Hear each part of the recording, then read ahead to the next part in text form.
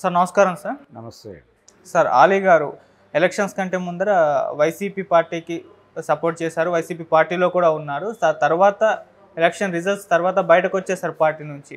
అయితే అప్పటి నుంచి కూడా ముందు నుంచి అంటే పవన్ కళ్యాణ్ గారితో ఆలీ గారికి మధ్య విభేదం అయితే స్టార్ట్ అయింది సార్. చిన్న గొడవలు, మాటలు యుద్ధం, ప్రెస్ మీట్లు కూడా ఎన్నో పెట్టారు. అయితే ఇప్పుడు లేటెస్ట్గా ఆలీ గారు పవన్ కళ్యాణ్ గారికి దగ్గర అయ్యే ఒక ప్రయత్నం చేస్తున్నట్టుగా తెలుస్తుంది సార్. నిన్న ఈవెంట్లో ఒక ఎర్ర కండవ పట్టుకొని దీని ప్రత్యేకత ఏంటో అందరికీ తెలిసే అని పవన్ కళ్యాణ్ గారు అభిమానులు చూపిస్తూ ఆయన చేసిన కామెంట్ చూస్తే ఎలాగోలా పవన్ కళ్యాణ్కి దగ్గర అవ్వాలి అన్న ప్రయత్నం అయితే ఆయన చేస్తున్నట్టు తెలుస్తుంది. మరి దగ్గర అవకాశాలు కనిపిస్తున్నాయా? పవన్ కళ్యాణ్ ఫ్యాన్స్ ఆయన్ని యాక్సెప్ట్ చేసే అవకాశం ఉందా? మీరేం చెప్తారు సార్? ఓజీలో నటిస్తున్నాను నేను అని కూడా చెప్పాడు కదా ఆయన. ఓజీలో నటిస్తున్నాను, అదే నిర్మాతలు తీసినటువంటి సినిమాకి ప్రమోషనల్ ఈవెంట్కి తాను వచ్చాడు. అవును, ఏది సరిపోదా శనివారం అనే సినిమా వచ్చి ఆయన నానిని ఆశీర్వదిస్తూ సినిమా హిట్ అవుతుందని చెబుతూ దాని కంటిన్యూషన్లో ఆయన ఆ సినిమా ప్రస్తావన కూడా చేశాడు. ఓజీ ప్రస్తావన కూడా చేసి కొంచెం అభిమానులను అలరించే ప్రయత్నంలో ఆయన ఈ ఎర్రకండువా ప్రదర్శనలు అవి చేశాడు. అవును. అయితే వాళ్ళిద్దరి మధ్య వివాదం, ఆయన పొలిటికల్గా పార్టీ వ్యవహారం, ఆయన ఒక సీట్ అడిగాడు ఈయన్ని, పవన్ కళ్యాణ్ని. ఆయన ఇస్తానన్నాడు.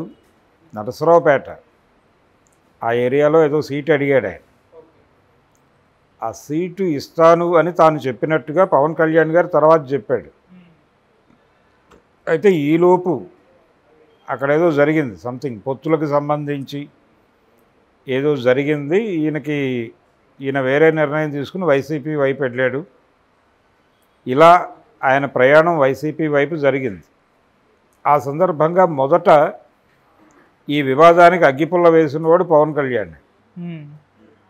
ఆయన కొంతమంది మనుషులు చాలా విచిత్రంగా ప్రవర్తిస్తారు, మనతో ఉన్నట్టుగానే ఉంటారు, అలా పక్కకెళ్ళిపోతారు, ఇంకో చోట అకామిడేట్ అయిపోతారు అని ఆలీ గురించి మాట్లాడాడు. మనం వాళ్ళకు చాలా సహకారాలు చేస్తాము, అవన్నీ తీసుకుంటారు, మళ్ళీ ఇలా చేస్తారు అని కూడా అన్నాడు ఆయన. దానికి ఈయన ఒక వీడియో చేసి, నా జీవితం మీరు వచ్చే నాటికే నేను సినిమాల్లో నాకంటూ ఒక చోటు సంపాదించుకుని ఉన్నాను, కాబట్టి మీరు నాకు సహకరించింది ఎక్కడ, నా ఎదుగుదలకు దోహదపడింది ఎక్కడ, నేను వచ్చింది ఎప్పుడు, మీరు వచ్చింది ఎప్పుడు అని ఒక కంపారిటివ్ స్టడీ చేసి దాని ఆధారంగా ఆయన ఒక వీడియో చేసి, నా కష్టంతో నేను ఎదిగాను, నా తిప్పలేవో నేను పడ్డాను, మీరు చెప్పిన పొలిటికల్ వ్యవహారం కూడా నాకు అక్కడ సఫకేషన్గా అనిపించి దారి మార్చాను, అక్కడ నాకు గాలి ఆడలేదు, ఆడకపోవడానికి కారణాలు ఏమిటో మీకు తెలుసు, అది మీరు బయటకు మాట్లాడలేకపోవచ్చు, అది మీ సమస్య, దాన్ని ఎందుకు మీరు ఇష్యూ చేస్తున్నారు, నా గురించి మాట్లాడాల్సిన అవసరం ఏమిటి అని మాట్లాడాడు. ఆ ఆర్గ్యుమెంట్లో తప్పేం లేదు. అలీ కాదు వాంటెడ్గా ఈ వివాదాన్ని రెచ్చగొట్టినవాడు పవన్ కళ్యాణ్, ఎజెండాలోకి తీసుకొచ్చినవాడు పవన్ కళ్యాణ్. ఇప్పుడు పవన్ కళ్యాణ్ అభిమానులు ఆలీని యాక్సెప్ట్ చేస్తారా లేదా అంటే చేయట్లేదు అనేది ఫ్యాక్ట్. ఆయన వైఎస్ఆర్సీపీలో చేరటం మాత్రమే కాదు, ఆ సందర్భంగా కొన్ని మాటలు మాట్లాడాల్సి వచ్చింది, మాట్లాడాడు. అవతల పార్టీ అంటే ఒక పార్టీలో ఉన్నవాడికి అవతల పార్టీ వాడు ప్రతిపక్షమే కాబట్టి యుద్ధమే ఉంటుంది. అక్కడ యుద్ధం చేయకపోతే ఏం జరుగుతుందో అందరికీ తెలుసు. చిరంజీవి గారు ప్రజారాజ్యం పార్టీ పెట్టినప్పుడు ఆయన సీరియస్ క్రిటిసిజం పెట్టలేదు ఎవరి మీద, చంద్రబాబు మీద పెట్టలేదు, వైఎస్ రాజశేఖర రెడ్డి మీద పెట్టలేదు. ఇద్దరు వాళ్ళ పద్ధతుల్లో వాళ్ళు బాగానే చేశారు అంటూ ఇంకొంచెం బెటర్మెంట్ కోసం నేను వచ్చాను అన్నాడు ఆయన. అది నడవలేదు. అంటే అందరి వాడిగా తనని తాను ప్రొజెక్ట్ చేసుకోవడం అనేది వదిలేసి యుద్ధం చేయాలి. ఆ యుద్ధం చేయకపోవడం అనేది కొంత ఇబ్బంది పెట్టింది ఆయన. తర్వాత నెమ్మదిగా ఆయన ట్రాక్ ఎక్కాడు, కానీ అప్పటికే జరగాల్సిన విధ్వంసం జరిగిపోయింది. పవన్ కళ్యాణ్ కొంత గ్యాప్ని ఫిల్ చేశాడు ఆ రోజున, పంచెలు ఓడదీసి పరిగెట్టిస్తానని. అది చాలా పవర్ ఇచ్చింది ఆ పార్టీకి.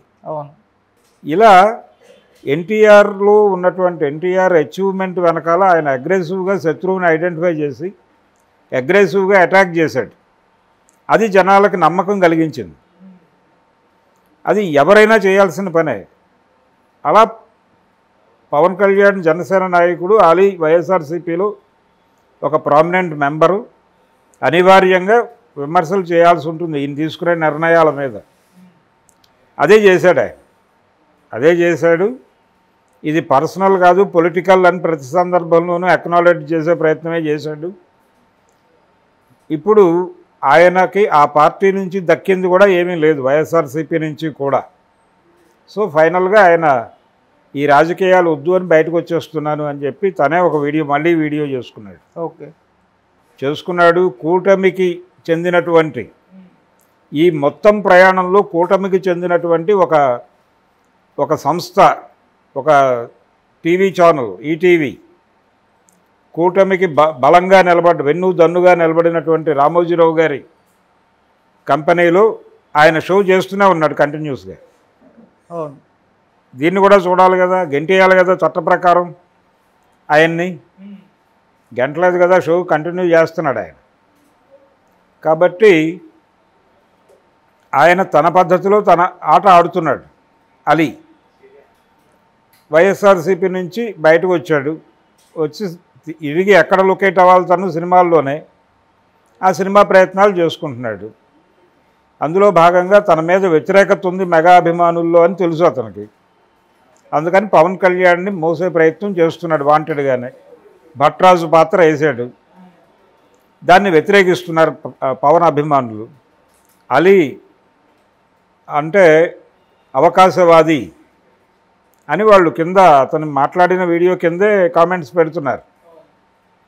ఈ అవకాశవాది అని తిడతారని కూడా అలీకి తెలుసు. అయినప్పటికీ తను ఫర్దర్గా కంటిన్యూ కావాల్సింది సినిమాల్లో కాబట్టి ఇక ఈ ధోరణిలో కొంతకాలం ఒక 5-6 సినిమాల తర్వాత జనం మళ్ళీ మర్చిపోతారు దీన్ని. అప్పటిదాకా తను సస్టైన్ అవ్వాలి. అలవాటు అవ్వటం అనేది సిద్ధాంతం సినిమా వాళ్ళకి. ఆ అలవాటు అవ్వటం కోసం మాట్లాడారు. అందులో డ్రామా ఉందనుకుంటే డ్రామా ఉంది, ఆయన స్ట్రగుల్ ఉందా అనుకుంటే ఆయన స్ట్రగులు ఉంది. రెండూ ఉన్నాయి, రెండూ మిక్స్ అయి ఉన్నాయి దానిలో. అందుకని ఇప్పటి ఆలీకి అప్పటి ఆలీకి తేడా ఉంది. రాజకీయ నాయకుల్లో చాలామంది, చంద్రబాబు నాయుడు గారు అనే పెద్ద మనిషి కాంగ్రెస్ పార్టీ అనే దానిలో ఉన్నప్పుడు ఆయన ఒక అద్భుతమైన ప్రకటన చేశాడు. ఆ రోజుల్లో పార్టీ అధిష్టానం ఆదేశిస్తే మా మామగారి మీద పోటీ చేయడానికి నేను సిద్ధం అన్నాడు కదా. మరి వారే ఇప్పుడు తెలుగుదేశం పార్టీ అధినాయకుడు కదా. అవును. అదేమిటి ఆ రోజు అలా అన్నాడు ఈరోజు ఇలా అన్నాడంటే ఎలాగా? జై మోడీ అన్న 2014లో ముందు ఎన్నికలకి ముందు జై మోడీ అని, ఎన్నికలైపోయిన కొంతకాలానికి నై మోడీ అన్నది కూడా ఆయనే కదా.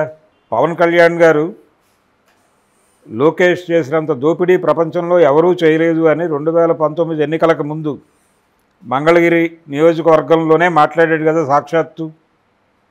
అదే అవినీతి లోకేష్తో ఆయన అంటకాగి మళ్ళీ 2024 ఎన్నికల్లో ప్రచారం చేశాడు కదా. ఏమిటిది డ్యూయాలిటీ అంటే? పొలిటికల్ డ్యూయాలిటీ అలాగే ఉంటుంది. అదే అలీ చేశాడు. అంతకుమించి భిన్నంగా ఏం చేశాడు ఆయన? పవన్ కళ్యాణ్ లోకేష్ని తిట్టలేదు అని చెప్పగలడా? లోకేష్ అవినీతి పరుడు అని చెప్పలేదని అనగలడా? ఆ వీడియోస్ ఉన్నాయి అవైలబుల్గా. చంద్రబాబు పరమ అవినీతి పరుడు అని మాట్లాడలేదా? మరి అదే చంద్రబాబుతో అంటకాగుతున్నాడు కదా ఈ రోజున. అవకాశం అంతే, ఎవరైనా అంతే. ప్రయోజనం అప్పుడు ఎక్కడున్నాం, ఏ వేదిక మీద ఉన్నాం అనే దాన్ని బట్టి ఏం మాట్లాడాలి అనేది కొంత డిసైడ్ అవుతుంది. దీన్ని చూస్తుంటే, ఈ వ్యవహారం చూస్తుంటే నాకు ఒక పాత జోకు గుర్తొస్తుంది. ఒక పొలిటీషియన్ని అంటే ఓ పొలిటికల్ పార్టీని చాలా రెడిక్యూల్గా క్రిటిసైజ్ చేసినటువంటి ఒక నాయకుడు పార్టీ ఓడిపోయిన తర్వాత గెలిచిన పార్టీలో చేరటానికి కదలిక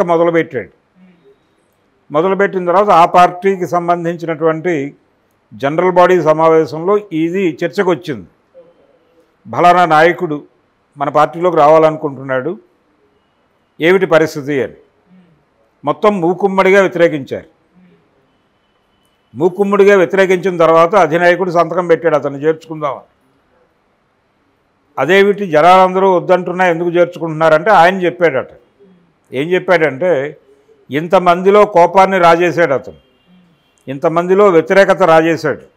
అంటే ఏ స్థాయిలో మన పార్టీ మీద విరుచుకుపడి ఉంటాడు అతను ఆ రోజుల్లో. అతన్ని మనం తీసుకొస్తే ఇప్పుడు అవతల పార్టీని కూడా ఈ లెవెల్లో క్రిటిసైజ్ చేస్తాడు కదా. అలాంటి వాడు ఒకడు ఉండాలి మన దగ్గర. వెంటనే అతనికి కబురు పెట్టండి, రేపు వచ్చి జాయిన్ అవ్వమనండి. ఈ లెవెల్లో ఉంటాయి. అందుకని ఆలీకి వచ్చిన ప్రమాదం ఏమీ లేదు. 4 రోజులు పోతే వాళ్ళే అలవాటు పడతారు. ఆయన ఆ ప్రయత్నం చేస్తున్నాడు. ఆయన అవకాశవాది కాదు అని నేను అంటలేదు. ఓకే, ఎవరైనా అవకాశవాదమే. ఆయన ప్రొఫెషన్లో నిలబడాలనుకుంటున్నాడు. ఆ ఏరియాలో పవన్ కళ్యాణ్నో లేకపోతే చిరంజీవినో ఒక మాట అని నిలదొక్కునే పరిస్థితి ఉండదు కాబట్టి ఆయన వేవ్లో వెళ్ళిపోతున్నాడు. ఆ వేవ్లో వెళ్ళాలని డిసైడ్ అయ్యారు. ఇవన్నీ తెలుసు అతనికి. ఇలా తిడతారని తెలుసు, అవకాశవాది అంటారని తెలుసు. అన్నీ తెలిసినప్పటికీ కాలెట్టాడు. ప్రవాహంలో కాలెట్టి ఈత కొట్టడం మొదలెట్టాక అంతే వెళ్ళిపోవటమే. మూవ్ ఆన్ థియరీ ప్రకారం వెళ్ళిపోతాడు ఆయన. సార్ అంటే ఇప్పుడు ఆలీ గారు సినిమాల్లోనే ఉండాలి, కాకపోతే సినిమా అవకాశాలు ఆయనకు పెద్దగా లేదు. దొరికిన అవకాశం కూడా డబుల్ స్మార్ట్లో ఆయన్ని చూడడానికి కూడా ప్రేక్షకులకు విసుగొచ్చేసింది. ఇప్పుడు ఈ అవకాశాల కోసమే పవన్ కళ్యాణ్ గారిని కాస్త మెప్పించే ప్రయత్నం చేస్తే మెగా ఫ్యాన్స్కి, మెగా ఫ్యామిలీకి దగ్గరగా ఉంటే కాస్త సస్టైన్ అవ్వచ్చని. అదే ప్రయత్నం, అదే చెప్పింది నేను ఎంతసేపు. పొలిటికల్గా రావటాలు ఏమి ఉండవండి ఇక్కడ. రాజకీయాలు లేవు. ఆయన రాజకీయాల్లో నుంచి బయటకు వచ్చేసానని ప్రకటించాడు. తన్ని తాను సినిమాల్లో లొకేట్ చేసుకోవాలనుకుంటున్నాడు, తిప్పలు పడుతున్నాడు. ఆయన పవన్ కళ్యాణ్ మీద చేసిన వీడియో లైవ్లోనే ఉంది. పవన్ కళ్యాణ్ మీద ఆయన చేసిన విమర్శలకి సమాధానం ఏం చెప్పలేదు. ఆయన ఎలా చెప్పలేదు అంటే, పవన్ కళ్యాణ్ లోకేష్ని చంద్రబాబుని తిట్టిన దానికి సమాధానం చెప్పాడా తర్వాత వాళ్ళతో కలిసిన తర్వాత? చెప్పలేదు. ఎవరైనా అడిగారా? అడగలేదు. అంతే. ఒక ప్రయాణం అలా జరుగుతుంది అంతే. ఒక ఉమ్మడి శత్రువు ఉన్నారు. ఆడికి జగన్మోహన్ రెడ్డి అనే ఉమ్మడి శత్రువు ఉన్నాడు. శత్రువుకి శత్రువు మిత్రుడు కాబట్టి అందరం కలిసాం. 3 పార్టీలు కలిసి కూటమి అన్నారు. ఇంకొక డమ్మీ కూటమిని కూడా ఏర్పాటు చేశారు కాంగ్రెస్ కమ్యూనిస్టులతో కలిపి. There ends the matter. యుద్ధం గెలిచాడు ఆయన. ఆ గెలిచిన యుద్ధం యాంత్రికము తాంత్రికము అని అంటున్నారు ఇప్పుడు.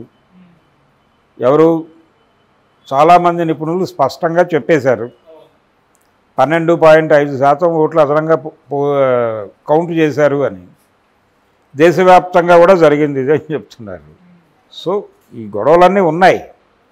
కానీ అలీ తన్ని తాను సినిమాల్లో లొకేట్ చేసుకోవాలనుకుంటున్నాడు.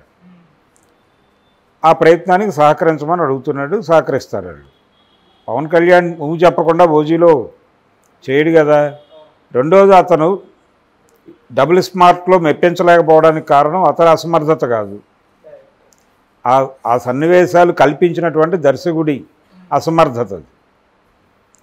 అసలు ఆలోచనే చాలా కృతకమైనటువంటి ఆలోచన. దాని నుంచి ఒక కాన్ఫ్లిక్ట్ డెవలప్ చేయడంలో ఫెయిల్ అయ్యాడు అతను.